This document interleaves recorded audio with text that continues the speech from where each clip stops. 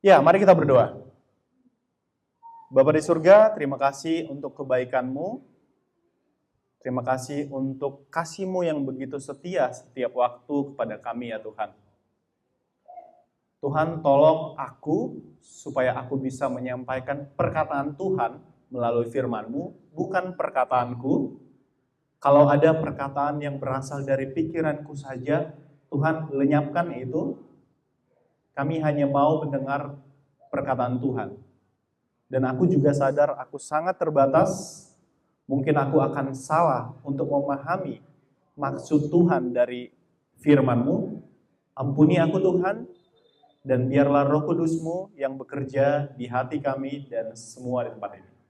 Amin. Seperti biasa, ini seperti menjadi kebiasaan kita di All Peoples. Mari semua bangkit berdiri.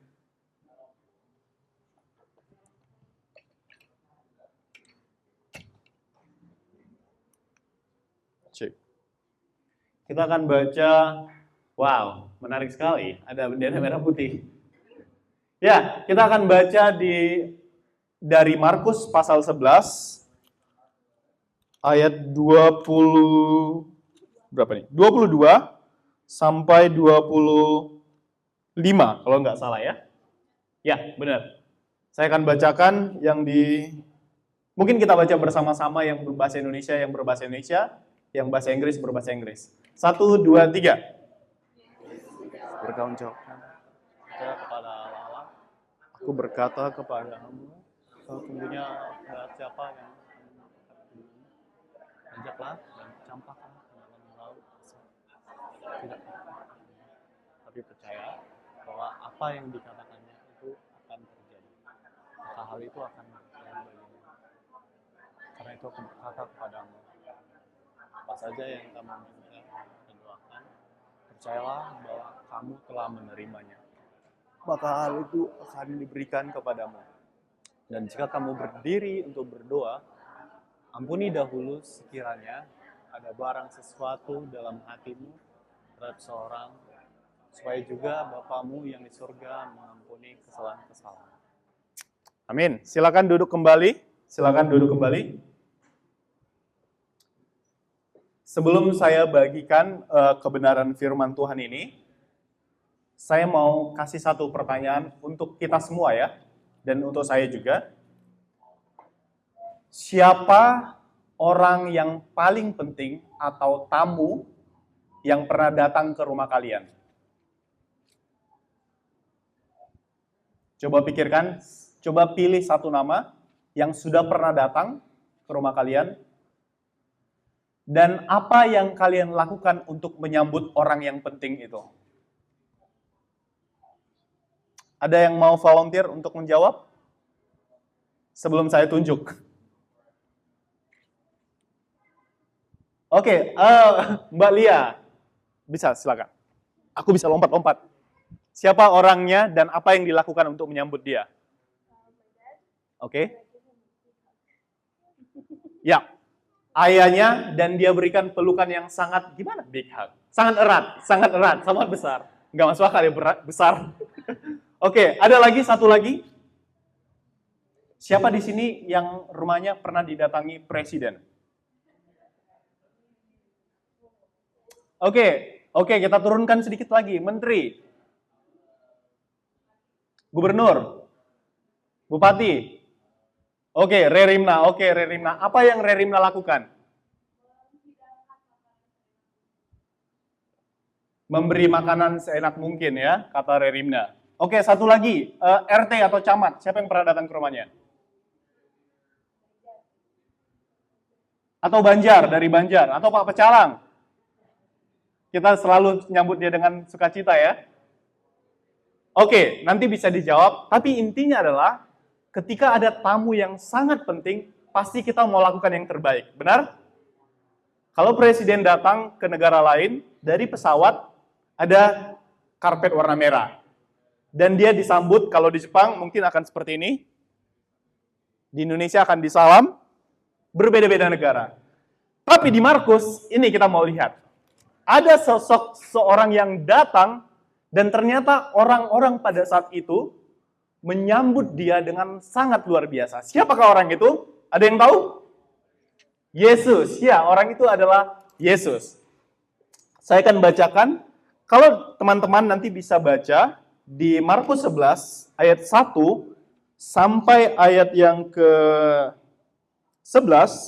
di situ diceritakan ketika Yesus dan murid-muridnya telah dekat Yerusalem, dekat Betfage dan Betania yang terletak di Bukit Zaitun, Yesus menyuruh 2 orang muridnya dengan pesan, "Pergilah ke kampung depan itu, dan pada waktu kamu masuk, kamu akan menemukan seekor keledai. Lepaskanlah keledai itu, lalu bawalah ke aku. Dan nantinya keledai itu dipakai Tuhan Yesus. Tuhan Yesus duduk situ menunggangi keledai tersebut." Singkat ceritanya seperti itu. Oke, sebelum saya lanjut, ayo kita beri tepuk tangan untuk Pak Den kali ini. Dia penerjemah terbaik. Terima kasih Pak Den. Ya, jadi murid-murid melakukan itu. Melepaskan keledai, lalu ada orang bertanya, "Kenapa kamu lepaskan keledai itu?" Yesus sudah tahu itu akan terjadi, orang akan bertanya seperti itu. Makanya, Yesus bilang ke murid-muridnya, kalau ada orang bertanya, bilanglah ke orang itu, bahwasanya, ini bahasa saya ya, bahasa sederhananya, ini akan dipakai untuk Yesus dan akan dikembalikan. Jadi nggak dicuri ya. Oke, lalu Yesus dan murid-muridnya pergi dan Yesus mulai menunggangi keledai tersebut. Dan ternyata di ayat yang ke-9, orang-orang di situ berkata seperti ini. Orang-orang yang berjalan di depan dan mereka yang mengikuti dari belakang tersebut berseru atau berkata, "Hosana!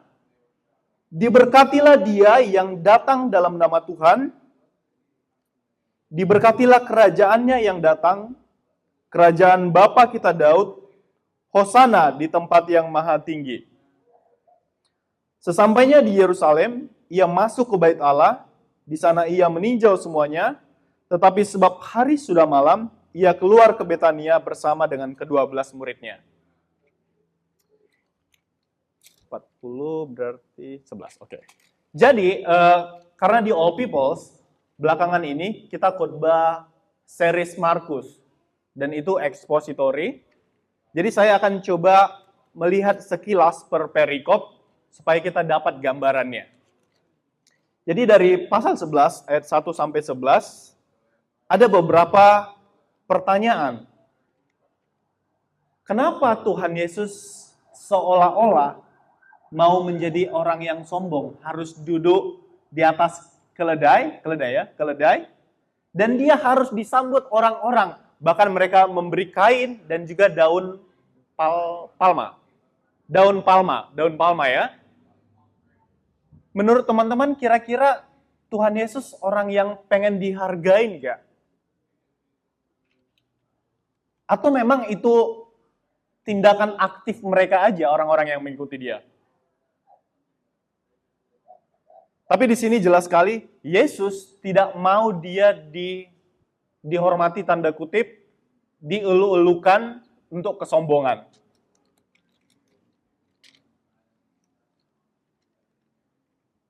Justru di sini dikatakan orang-orang yang mengikuti di belakangnya, di depannya.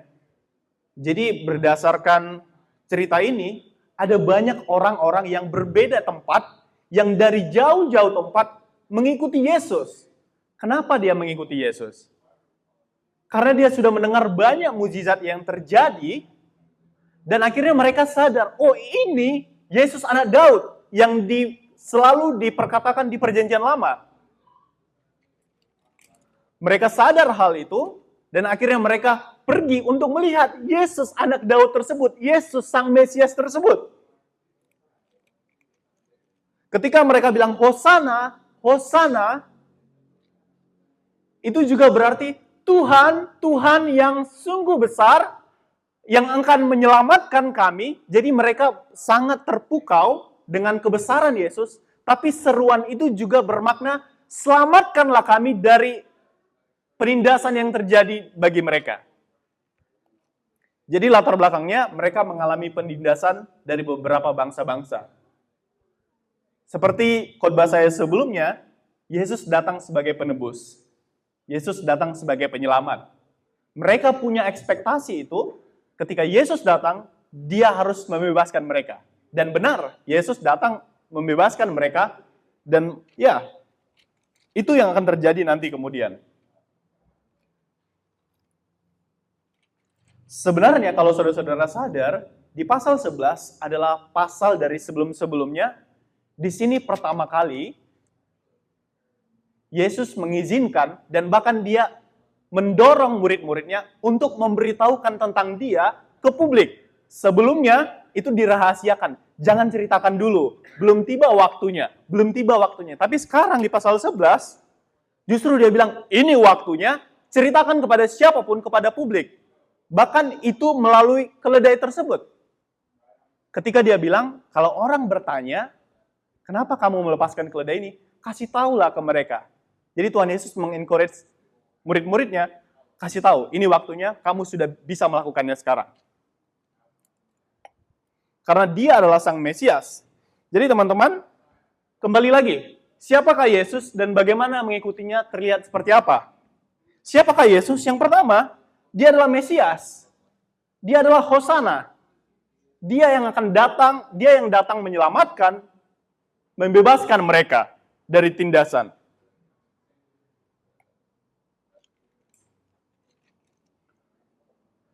Dan mereka tahu itu, tetapi juga ada kelompok lain yang tahu itu, tapi tersakitin dengan kedatangannya, yaitu para kaum Farisi.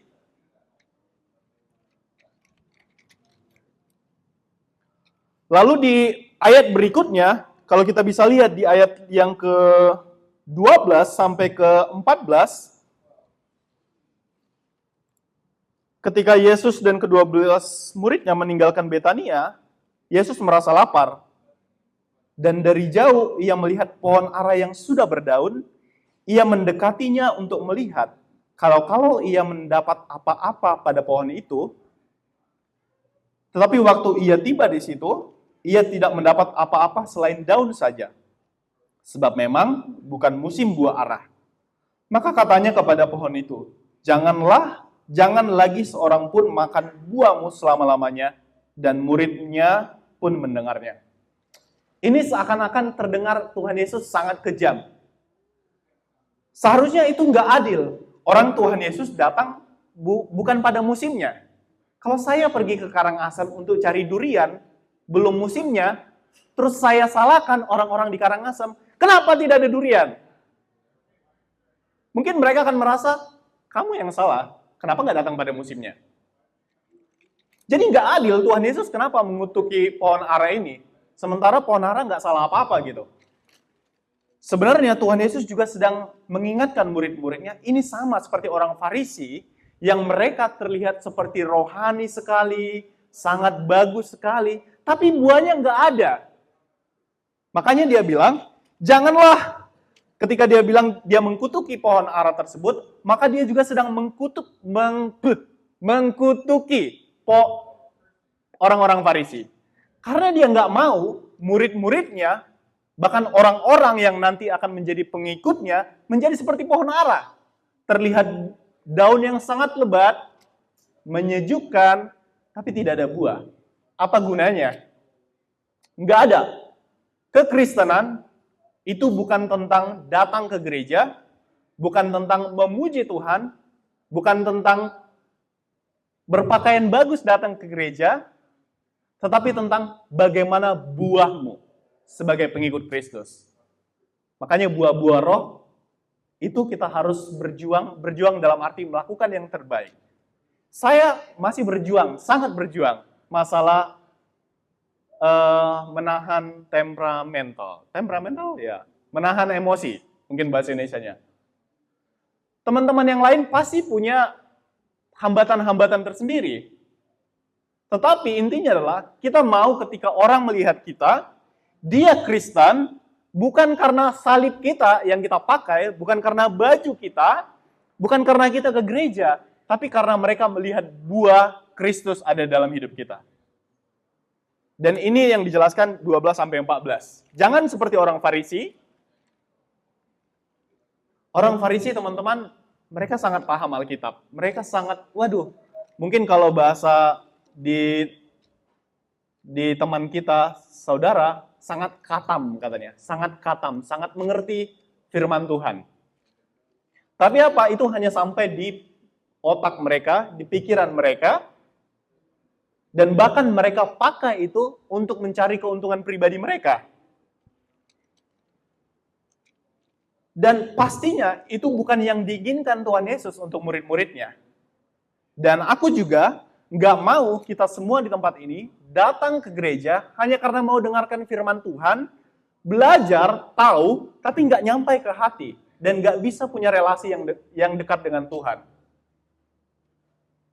Ini tantangan terbesar sebenarnya kalau siapin khotbah.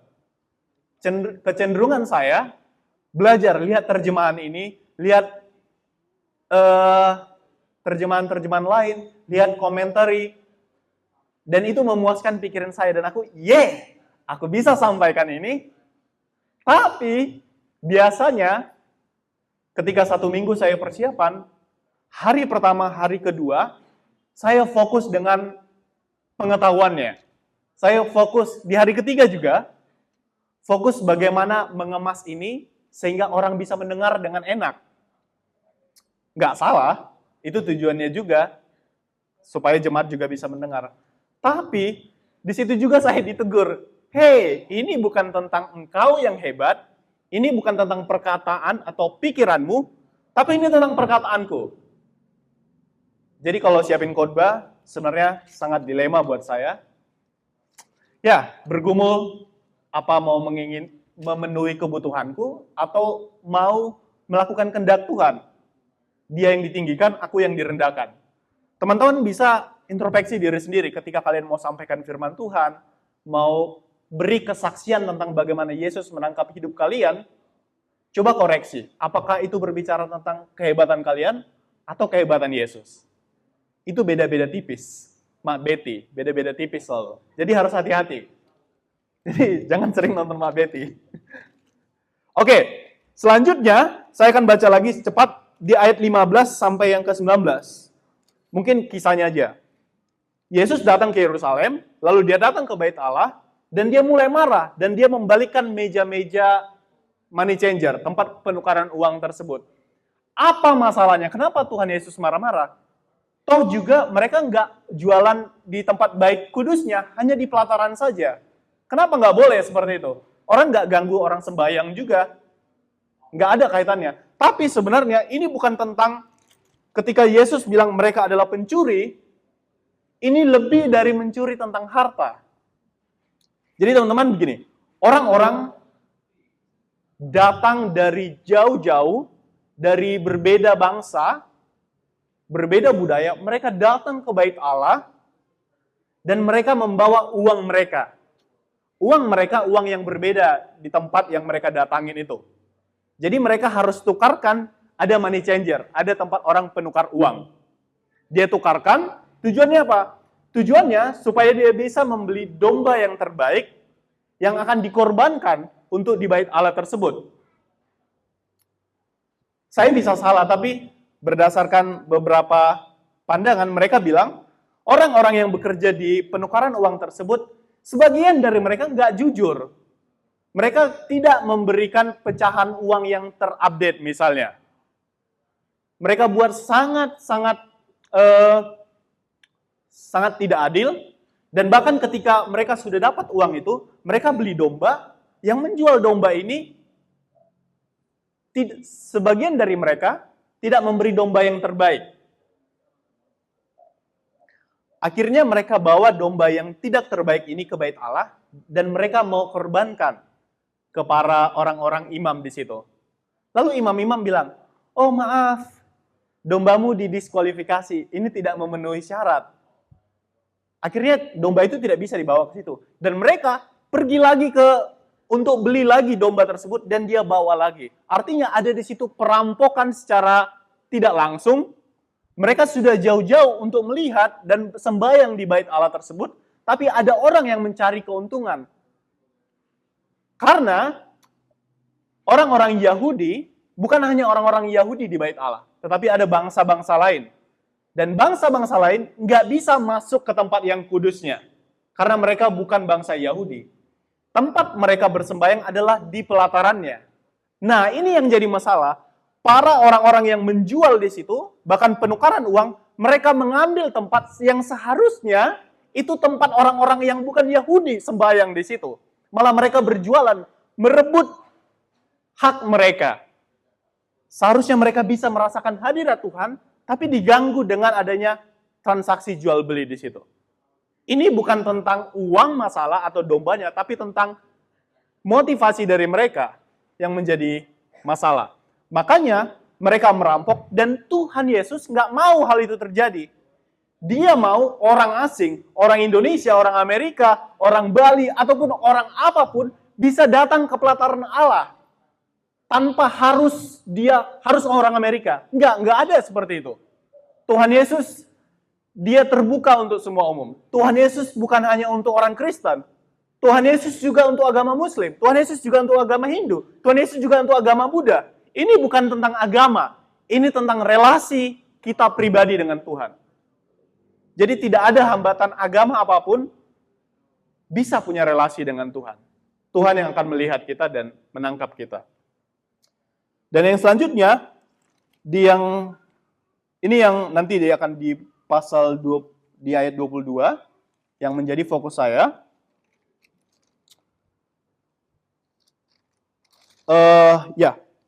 Di pohon ara yang sudah kering dan nasihat Yesus tentang doa, ini sangat menarik.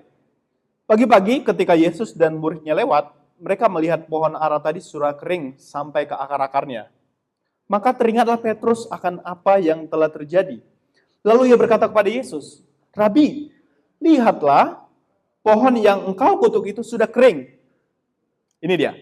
Yesus menjawab mereka, "Percayalah kepada Allah, aku berkata kepadamu, sesungguhnya barang siapa berkata kepada gunung ini, beranjaklah dan campakkanlah ke dalam laut, asal tidak bimbang hatinya, tetapi percaya bahwa apa yang dikatakannya itu akan terjadi, maka hal itu akan terjadi baginya. Karena itu aku berkata kepadamu, apa saja yang kamu minta dan doakan, percayalah bahwa kamu telah menerimanya, maka hal itu akan diberikan padamu. Dan jika kamu berdiri untuk berdoa, ampunilah dahulunya sekiranya ada barang sesuatu dalam hatimu terhadap seseorang, supaya juga Bapamu di surga mengampuni kesalahan-kesalahanmu. Tetapi jika kamu tidak mengampuni, maka Bapamu yang di surga tidak akan mengampunimu." Teman-teman, kembali lagi seperti pohon ara tadi. Nasihat Yesus tentang pohon ara, ketika Petrus bilang, "Tuhan, engkau sudah mengutuk pohon ara itu, dan sekarang sudah mati." Itu juga kayak orang yang tidak bersama dengan Yesus, yang tidak hidup dalam nama Yesus, tidak punya relasi dengan Yesus, maka dia akan mati seperti pohon ara tersebut. Enggak peduli dia daunnya lebat, tapi ujung-ujungnya mati. Karena tidak menghasilkan buah.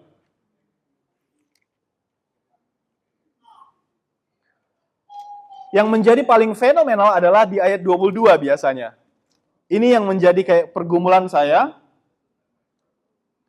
Aku berkata kepadamu, sesungguhnya barang siapa berkata kepada gunung ini, beranjaklah, campakkanlah ke dalam laut, asal tidak bimbang hatinya, tetap percaya bahwa apa yang dikatakannya itu terjadi, maka hal itu akan terjadi baginya. Teman-teman, ini menarik sekali. Aduh, aku nggak tahu, tapi aku sering, ini pengakuan dosa saya. Aku sering mencoba merampok Tuhan Yesus. Aku berdoa supaya Tuhan Yesus, aku paksakan Tuhan Yesus untuk memenuhi kebutuhan-kebutuhanku. Tuhan, aku mau uang. Tuhan, aku mau orang damai. Tuhan, aku mau gereja ini besar. Tuhan, aku mau semua orang di tempat ini jujur. Kembali lagi, itu seperti pohon ara, terlihat hijau, terlihat bagus keinginannya, tapi motivasinya sebenarnya supaya Tuhan memenuhi kebutuhanku. Dan bahkan ini juga yang menjadi orang salah gunakan biasanya. Oke, asal kamu beriman, berdoa, kamu pasti akan mendapatkannya. Ini bagus, tapi juga menjadi kesalahan terbesar yang terjadi belakangan ini. Karena kalau kita berdoa sesuai dengan keinginan kita, contohnya, Tuhan, aku berdoa dengan iman. 2 bulan depan, aku akan menikahi seorang gadis. Aku akan menikahi seorang pria. Aku akan mendapatkan pasangan. Itu iman atau keinginan? Jadi sangat berbeda tipis keinginan dan iman. Nah, kenapa Tuhan Yesus bilang kayak ketika kamu berdoa dan yakin, dan jika kamu berdiri untuk berdoa, apa saja yang kamu minta doakan, percayalah bahwa kamu telah menerimanya. Seakan-akan Tuhan Yesus bilang, pokoknya berdoa aja, aku akan mengabulkannya. Sekali lagi teman-teman, waktu saya masa kecil, lagi-lagi pengampunan, ada mesin dingdong. Kalau teman-teman mungkin familiar dengan hal itu, saya masukkan koin, lalu saya putar ting, ting, ting, ting, ting, ting, ting, ting, lalu akan keluar banyak koin lagi. Dan saya dapat hadiah. Saya masukkan satu dan keluar banyak. Itu yang saya mau lakukan ke Tuhan Yesus. Saya sampaikan satu, Tuhan Yesus jawab semua. Saya bersyukur Tuhan Yesus nggak selalu jawab doa kita. Bayangkan, kalau salah satu di antara kita, misalnya doa kita selalu dijawab Tuhan Yesus. Misalnya, siapa? Kevin. Misalnya Kevin berdoa, Tuhan tolong musnahkan Edi, Tuhan tolong pulang dari tempat ini 2 menit supaya dia musnah dari dunia ini, Tuhan tolong hancurkan dia. Bayangkan kalau itu terjadi, waduh, habislah hidup saya. Kasihan istri dan anakku.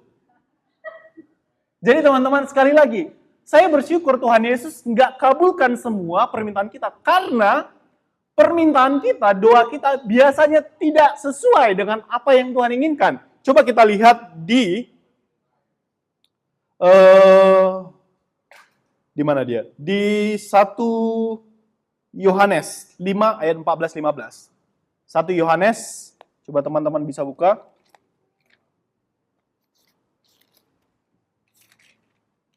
1 Yohanes 5 ayat 14 sampai 15.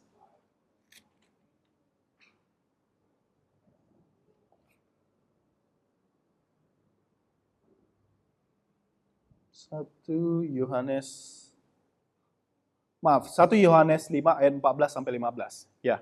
Ada teman yang bisa volunteer untuk membacakan itu?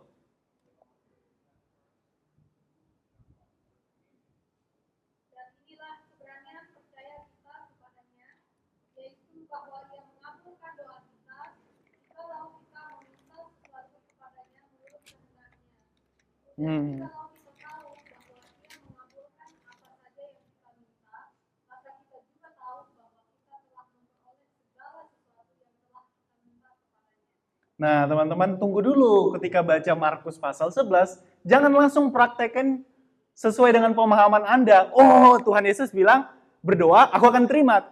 Tunggu dulu. Lihat ayat yang lain. Di 1 Yohanes bilang, kalau itu sesuai dengan mana dia? Kalau itu sesuai dengan kehendaknya. Masalahnya kehendak kita banyak sekali tidak sesuai dengan kehendaknya. Pertanyaannya adalah, apa kehendak Tuhan? Itu yang menjadi masalah kita. Aku nggak tahu kehendak Tuhan itu apa dalam hidupku, dalam 2 tahun ke depan, dalam 10 menit ke depan. Kita terlalu sibuk memikirkan tentang hal-hal yang belum bisa kita lihat di masa depan.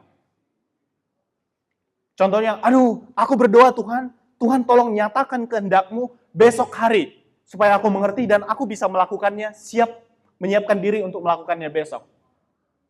Sebenarnya teman-teman, nggak usah ribet, nggak usah terlalu pikir panjang, kehendak Tuhan setidaknya ada dua. Yang pertama, mengasihi dia dengan segenap akal budimu. Itu dia ke atas. Dan yang kedua, kasihilah sesamamu seperti mengasihi dirimu sendiri. Udah, ini aja. Dua ini cukup. Ini kehendak Tuhan. Jadi nggak perlu coba cari-cari apa kehendak Tuhan, atau pergi ke tarot, cari-cari apa kehendak Tuhan, peramal, seperti itu. Nggak usah. Alkitab, firman Tuhan menjawab sendiri apa keinginan Tuhan. Tuhan bukan yang memberikan instruksi tanpa ada arahan. Dia kasih arahan, dia kasih instruksi, arahannya semua ada di sini. Jadi baca Alkitab. Maaf, saya agak keras. Jadi emosional. Maaf. Ini mengingatkan diri saya sendiri juga. Jadi baca Alkitab kalau mau tahu kehendaknya. Oke. So intense. Aduh. Ya, jadi teman-teman sekali lagi,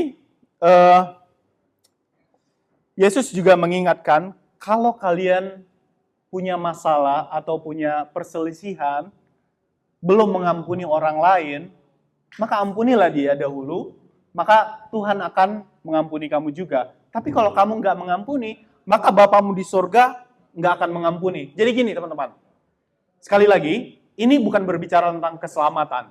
Keselamatan yang kita peroleh itu sudah tetap selama-lamanya. Kecuali kita punya teologi yang berbeda. Oke, jadi sampai sini, aku mau bilang keselamatan kita itu kekal, tetap tidak akan bisa hilang. Oke? Jadi di ayat ini sedang berbicara sebenarnya tentang kalau kalian ada masalah, contoh saya ada masalah dengan Wendy, kalau saya selesaikan masalah saya dengan Wendy, kedepannya hubungan saya dengan Wendy tetap akan baik. Asalkan saya datang ke Wendy, kasih tahu ke dia, terima kasih Wendy sudah mengingatkan saya, kami sering melakukan ini dengan Wendy, tapi saya juga nggak suka dalam hal ini, saya nggak setuju. Dan saya bisa dengar dari perspektif dia, dan akhirnya kami melakukan konflik sehat, dia mengampuni saya mengampuni dia, selesai. Itu tidak menjadi batu sandungan ke depannya. Tidak menjadi ada halangan hubungan yang, kalau mau lihat Wendy, aku nggak mau lihat dia. Atau coba gelengkan kepala. Dan ini terjadi banyak kali dalam hidup saya. Tapi bersyukur, sekali lagi, ini bukan promosi. Ketika saya ikut grup pemulihan hati, ini sangat berdampak buat saya. Bagaimana bisa untuk jujur, konflik sehat juga, dan sekolah transformasi juga diajarkan hal itu. Jadi teman-teman, ketika Yesus berbicara di ayat ini bukan tentang ketika kamu nggak mengampuni orang, maka kamu nggak akan dapat surga. Enggak. Jadi kayak kemungkinan ketika kita nggak mengampuni itu orang lain, lalu kita berdoa kepada Tuhan. Mungkin Tuhan nggak kabulkan karena ada penghambat yang masih terjadi. Konflik kita dengan orang lain. Karena kalau Tuhan kabulkan doa tersebut, sementara konflik kita masih ada dengan orang lain, kemungkinan besar ke depannya kita nggak bisa menerima berkat Tuhan itu dengan ucapan rasa syukur, tapi malah menggerutu, mengkomplain seperti itu. Jadi penting sekali untuk membereskan, mengampuni orang lain, lalu kita berdoa, dan kita berdoa, Tuhan tolong, sekali lagi, minta sesuai dengan kehendaknya, Tuhan akan mengabulkannya. Tuhan Yesus sedang menguatkan murid-muridnya ketika bilang ini, kalian pasti akan menerimanya. Dia sedang berbicara tentang yakinlah dan jangan goyah. Makanya dibilang pasti akan terimanya. Karena dia tahu murid-muridnya, mereka sudah mulai goyah. Bahkan orang-orang lain, mungkin mereka mulai merasa tidak yakin. Tuhan bilang, ya, pasti akan dikabulkan. Jadi teman-teman, ada pertanyaan yang saya buat untuk kita semua. Bagaimana saudara menghadapi pengampunan dalam hidupmu? Apakah engkau sudah cukup mengampuni dirimu sendiri atau orang lain?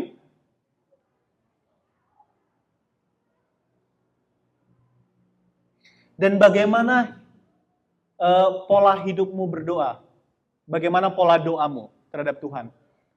Apakah masih seperti memaksa Tuhan sebagai penyedia yang selalu menyediakan, paksa Dia? Seperti kayak sapi ada susunya, diperas susu sapinya supaya dapat susu sapi?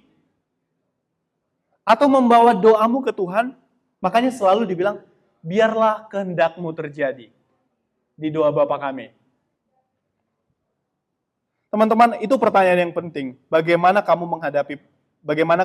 menghadapi tentang hal pengampunan dalam hidupmu? Apakah kamu sudah mengampuni orang lain? Mengampuni dirimu? Dan yang selanjutnya, adakah doa selama ini yang Anda sampaikan kepada Tuhan, tetapi tampaknya belum dijawab olehnya? Kalau ada, teman-teman, nanti kita akan ambil waktu untuk doakan hal ini.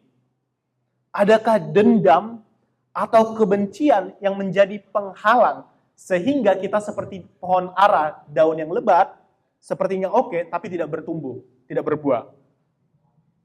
Teman-teman coba bisa jurnal nanti atau catat atau pikirkan, sudahkah Anda selama ini sungguh-sungguh percaya kepada Allah? Bagaimana bentuk konkret Anda, bentuk nyata Anda mengenai kepercayaan Anda kepada Tuhan? Jadi, iman yang benar pastilah menghasilkan buah kebenaran. Karena itu, pastilah di dalam iman tidak ada ruang bagi kebencian dan pertikaian, melainkan nyata kasih-Nya dalam pengampunan. Sekali lagi saya bilang, jadi iman yang benar pastilah menghasilkan buah kebenaran. Karena itu, pastilah di dalam iman tidak ada ruang kebencian dan pertikaian, melainkan nyata kasih dan pengampunannya. Kiranya kita bisa waspada terhadap keinginan pribadi kita yang bisa saja tidak sejalan dengan apa yang Tuhan inginkan. Daripada itu, kita bisa meminta kepada Allah untuk anugerah dan berkat yang membuat kehidupan kita berbuahkan perbuatan nyata yang penuh kasih dan pengampunan. Jadi, bagaimana menjadi pengikutnya? Tidak membenci, berdoa sesuai dengan kehendak-Nya, dan melakukan kasih yang nyata. Cukup 3 hal itu aja untuk menjadi pengikutnya. Karena kita tahu bahwa Dia adalah Yesus Mesias yang menyelamatkan kita. Seperti anak ketika ayah memberi kasih kepada kita, kemungkinan besar anak itu punya inisiatif untuk mengambil tanggung jawab atau tindakan untuk merespon kasih ayahnya. Ini adalah respon kasih kita kepada Tuhan. Teman-teman coba tutup mata. Tim bisa putar instrumen. Coba pikirkan. Pertanyaan yang pertama adalah, apakah masih ada dendam atau kebencian di dalam dirimu terhadap orang lain? Coba ingat dan minta ampun ke Tuhan. Dan undang Tuhan supaya Dia memampukan kamu untuk mengampuni orang itu. Bahkan kalau ada teman-teman yang mau maju ke depan, kita semua bisa mendoakan bersama.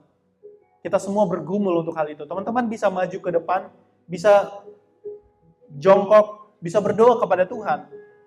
Kalau teman-teman masih punya masalah yang sangat besar dalam hal ini.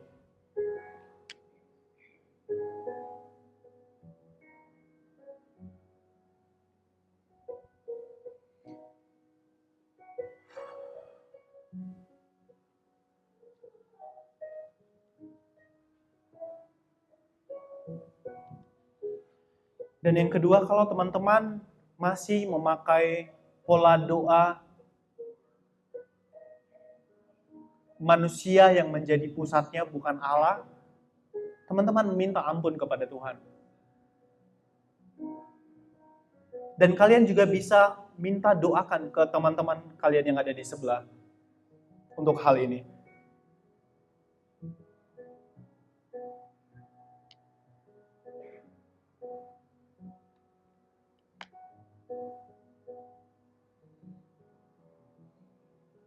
Yang selanjutnya, kalau kalian merasa kalian seperti pohon ara yang daunnya lebat, hijau, tapi tidak ada buahnya. Kita menampilkan yang terbaik, perkataan-perkataan rohani, tapi sebenarnya tidak ada relasi dengan Tuhan secara nyata. Teman-teman bisa berdoa untuk hal ini. Tuhan penuh kasih dan Tuhan maha ampun.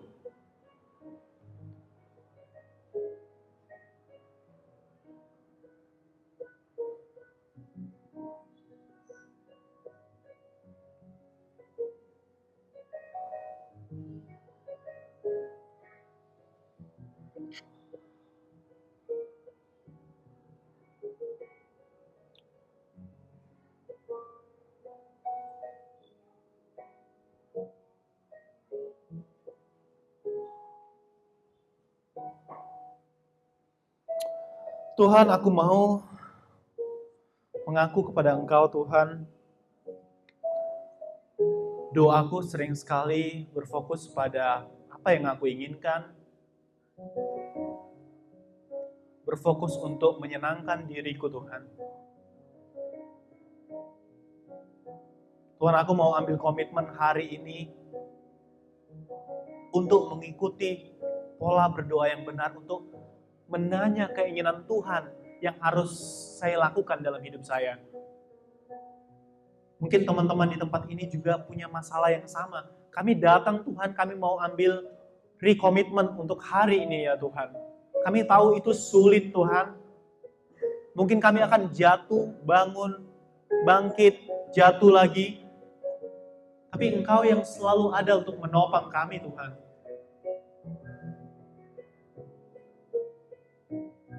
Dan aku juga berdoa Tuhan untuk semua kami di tempat ini yang kami berkata, saya sudah mengampuni dia, saya sudah mengampuni dia, saya tidak ada rasa benci lagi kepada dia. Kami mau ambil tindakan nyata Tuhan.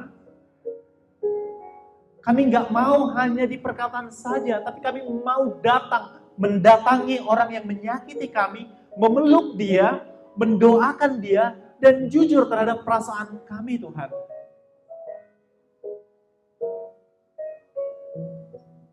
Kami mau membawa semua luka ini kepadamu Tuhan. Kami nggak sanggup mengobati luka kami sendiri Tuhan. Kami butuh obat yang sangat-sangat manjur Tuhan, yaitu Engkau. Dan bantu kami Roh Kudus untuk memproses semua ini. Biarlah pulang dari tempat ini kami semua sadar ketika kami berdoa, kami langsung mengingat, mengasihi Tuhan dengan segenap akal budi kami, mengasihi sesama seperti mengasihi diri kami. Itu adalah kehendak Tuhan. Bukan berarti kami gak bisa berdoa untuk kebutuhan kami. Pasti Tuhan mengizinkannya. Aku juga mau mendeklarasikan ini Tuhan. Kami akan tetap percaya Engkau tetap sangat luar biasa. Engkau adalah penyelamat kami di tengah-tengah mujizat yang besar yang Engkau lakukan. Bahkan di tengah-tengah tidak ada mujizat. Engkau adalah Tuhan yang tetap sama. Engkau bukan Tuhan yang diukur dari mujizat yang Engkau lakukan. Karena Engkau sumber mujizatnya.